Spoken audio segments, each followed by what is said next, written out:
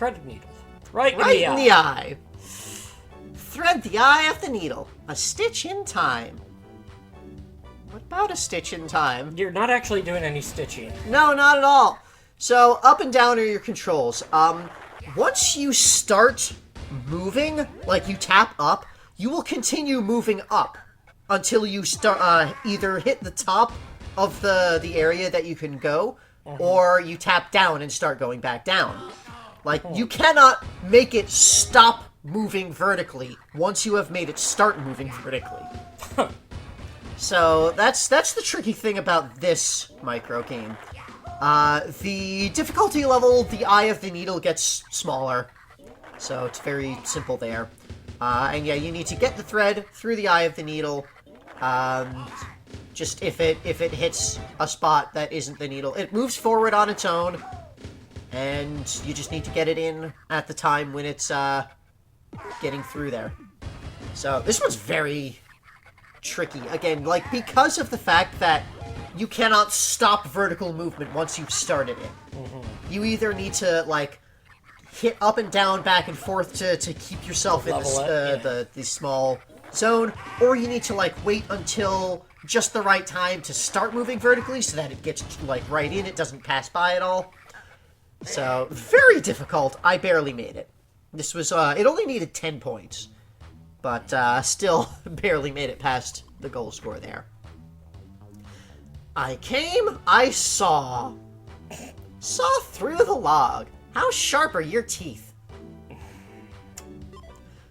So here, you are sawing a log with your saw. You hit left and right to move the saw back and forth. There's a bird. And there's a little bird.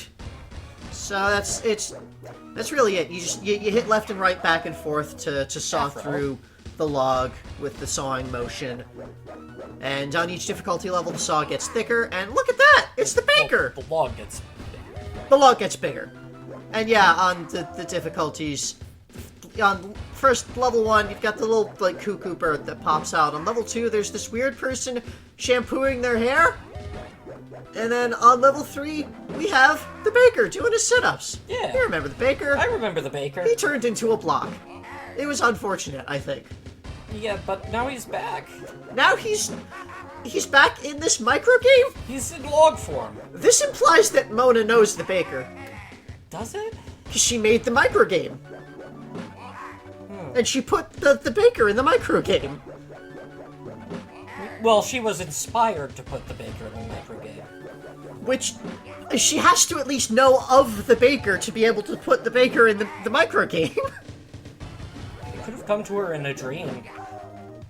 That's also possible. Because Wario is a fey imp creature from Dreamland. Yeah, maybe spending too much time around Wario causes visions?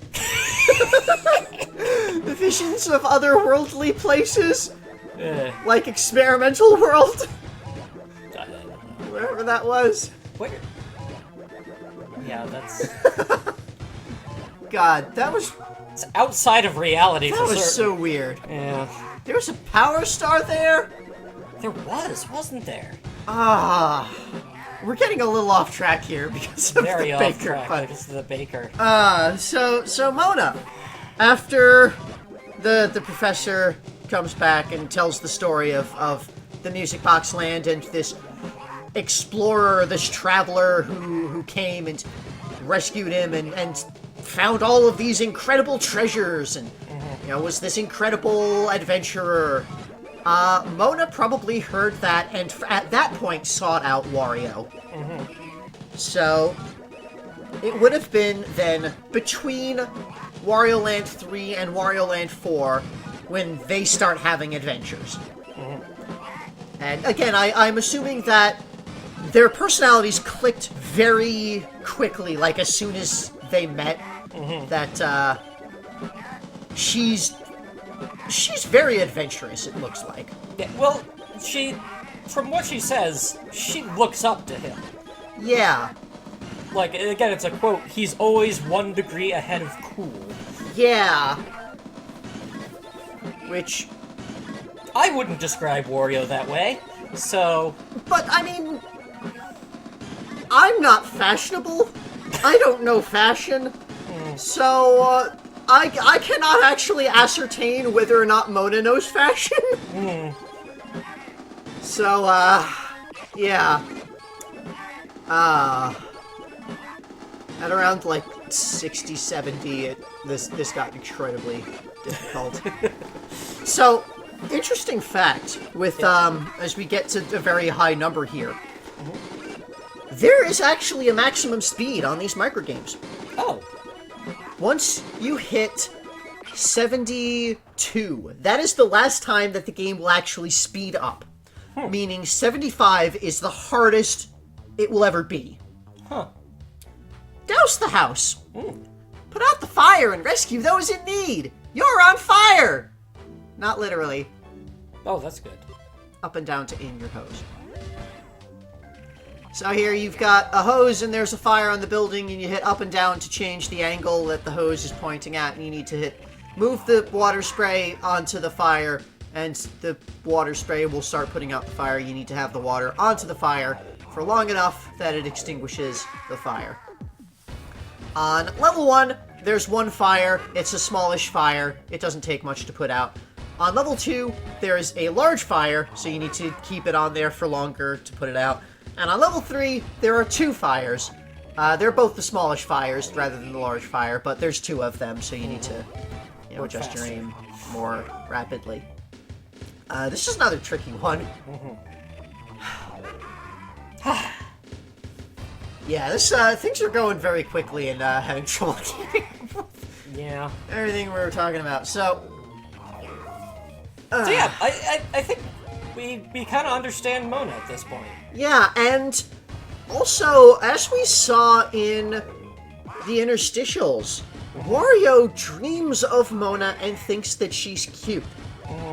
So, like, there's definitely, it's not just a one-way admiration. It goes both ways there. Yeah. But there's a connection that they have. That's not going to stop Wario from pursuing his own interests and his own money and fortune.